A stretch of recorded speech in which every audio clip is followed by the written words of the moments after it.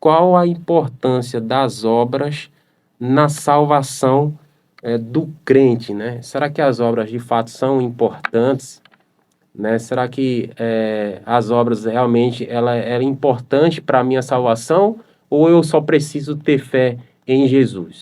Boa pergunta. Então, vou responder aqui curto e grosso. Ok. Para salvação, as obras não têm nenhuma função. Uhum. Nenhuma, nunca teve e nunca vai ter.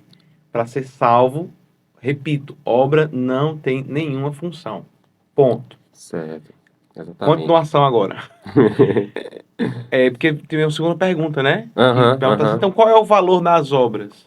O valor das obras é porque fomos feitos. Deus nos fez para andarmos na sua luz, para brilharmos a sua luz. É impossível alguém que é salvo não ter obras. Não tem como eu Exatamente. ter fé e não ter obras, porque Deus me fez para viver como Ele em boas obras. Então, eu sou salvo unicamente pela graça, mediante a fé, e então Cristo me justifica. E então, em resposta ao que Ele fez por mim, ao que Ele me resgatou, ao que Ele me fez, eu vivo em harmonia com as obras. Porque se eu falo apenas, eu creio e não faço, eu estou me assemelhando ao ímpio ou ao fariseu, né? Que Jesus falou, povo mau, honra-me com os lábios, mas o coração está distante de mim. Está longe de mim. Quando eu Verdade. falo, eu preciso viver. Então, a sincronia não é para salvação fé mais obras, não. Salvação é Unicamente pela fé, no unicamente caso, né? pela fé. No entanto, quando eu estou salvo, eu estou andando na nova luz em obediência com a palavra de Deus. Verdade. Agora, interessante, porque se a gente... Tem muitas pessoas que usam, por exemplo, Romanos, capítulo 3, verso 28, né?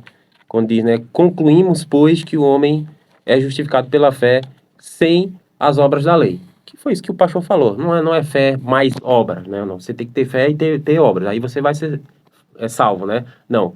É pela graça de Jesus mediante a fé, né? E isso é que nós somos salvos, né?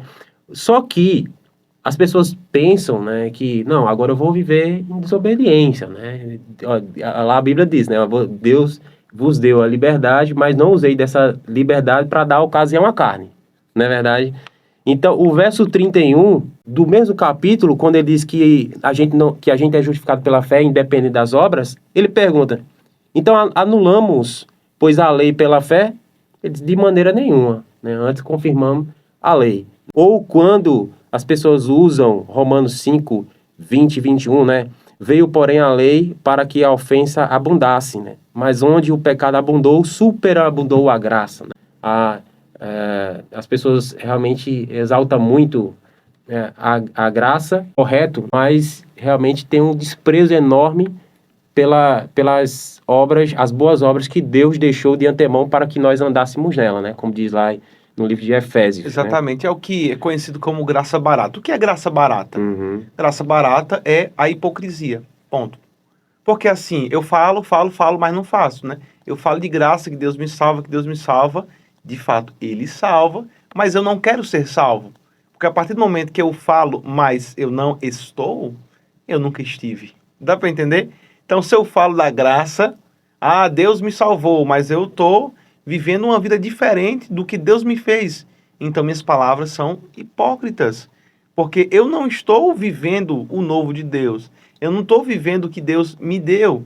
Não estou vivendo o que Deus me projetou para ser. Eu estou apenas falando que sou, mas não sou. Então, volta à hipocrisia. Hipocrisia não é apenas alguém que faz, usa desses artifícios de fazer para se justificar. Isso é um ponto da hipocrisia. O outro ponto é eu falar que Deus me salva e eu não estar querendo viver como um salvo.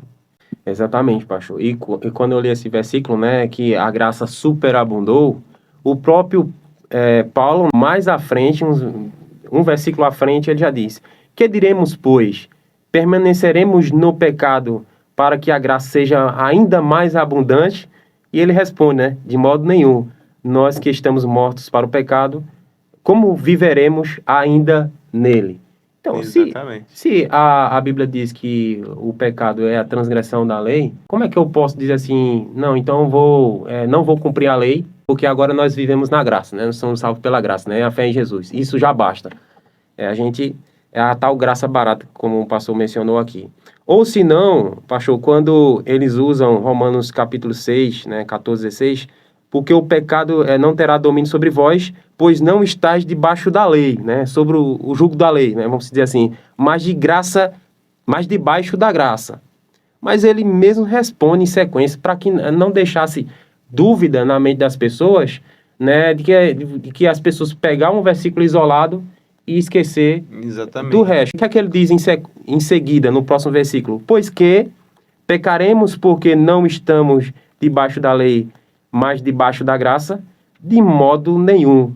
Não sabeis vós a quem vos apresentastes por servos para lhe obedecer, pois servos daquele a quem obedeceis, ou do pecado para a morte, ou da obediência para a justiça. Então, Paulo ele apresenta aqui realmente a importância, né, dessa fé que ela é operante, né, dessa fé que realmente ela traz em boas obras. Não é verdade? Exatamente. A graça é tão forte, a graça é tão poderosa, que ela me liberta de mim mesmo. Você aí, espectador, tanto da internet quanto ouvinte, precisa lembrar o seguinte, ó. A justificação, que é também conhecido como graça, foi algo que foi dado gratuito. Então, ao olharmos para trás, Cristo já pagou. Ponto. Nós somos salvos pela graça. Ao olharmos para o presente, Deus nos projetou a vivermos nos melhorando. E à medida que eu dependo mais de Jesus, eu vivo a santificação, sem a qual, diz a Bíblia, não tem como ver a Deus. E esse processo é o processo de toda uma vida. E todos os dias tem que ser um degrau a mais. Então eu sou santificado por Jesus. E quanto mais eu dependo dele, mais eu me pareço com ele, até, de acordo com Provérbios 4:18, atingirmos, né, a semelhança de Cristo, até tornar dia perfeito. Perfeito como Cristo é. Não no sentido de ter uma nova natureza, não, mas no sentido de estar liberto de uma vida de pecado. E por fim, quando Jesus voltar, nós receberemos ali o que é conhecido na Bíblia como a glorificação. Nosso corpo, que era perecível, agora vai ficar imperecível. E nós estaremos para sempre com o Senhor. Então, esses três estágios não são complementares, lembra? Não são complementares, mas eles são o processo que todo santo e todo salvo vai passar. Salvo só pela graça. Se eu só tive a oportunidade da justificação, assim como o ladrão na cruz, ele está salvo. Se eu tenho uma vida para seguir, eu preciso todos os dias me santificar, porque eu fui salvo. E quando Jesus voltar, ele com todos os salvos irá glorificar o corpo e a mente para morarmos para sempre com o Senhor no céu. Muito no céu bem, não, na pastor. terra, né? Querem passar um milênio só aqui. No No céu, céu, né? e depois Volta retornaremos. para a terra. Mas isso é um outro tema que a gente vai estudar. Tudo bem. Ok. E só para a gente finalizar, porque o tempo da gente está esgotando aqui, ou quando as pessoas utilizam Efésios capítulo 2, né, verso 8, porque pela graça sois salvos mediante a fé, isto não vem de vós, é dom de Deus. Enfim, aí ele diz, não de obras, para que ninguém se glorie, né? Então, é o que estava acontecendo com o povo ali, judeus, os fariseus, muitos mestres da lei, ou pessoas como o tal jovem rico, que chegavam se exaltando, né? Perguntando, o que é que eu faço, o que é que eu preciso fazer para herdar a vida eterna? Porque eles estavam orgulhosos de si, porque de fato eles cumpriam exteriormente, né? Jesus usou muito essa expressão, hipócritas, né? Sepulcros caiados, de vocês estão limpos por fora, à vista dos homens, mas por dentro só tem podridão. Então, não por obras para que ninguém se glorie, né? Porque se de fato nós fôssemos salvos por obras, nós nos gloriaríamos nas nossas próprias obras. Mas o versículo 10 diz, pois somos feitura dele, criados em Cristo Jesus, para as boas obras, nas quais de antemão preparou para que nós andássemos nela. Então, as obras, boas obras que Deus preparou de antemão para que a gente ande nela, mas nós somos salvos pela graça, unicamente pela graça. Como é que a gente pode conciliar, então, ali a fé, né, que Paulo tanto enfatiza no livro de Romanos, e agora nós vemos o Tiago, que enfatiza a importância das obras, né, para a sua justificação. Será que há uma conciliação? Com certeza, há uma conciliação porque toda a palavra de Deus, ela é inspirada, né? Segundo Pedro fala isso, ela foi inspirada por Deus. Não tem uma epístola que fala só sobre obra e outra epístola que fala só sobre fé. Uhum. Você precisa entender, querido ouvinte, todos nós, né, que confessamos Cristo, que lei e obras não são atitudes complementares, uma complementa a outra, não. Uma é uma coisa e outra é uma outra coisa. Nós somos salvos pela graça, ponto. E nós somos agora, porque Deus nos salvou e nos criou, agora nós fazemos o que Deus quer, o que Ele nos projetou para ser.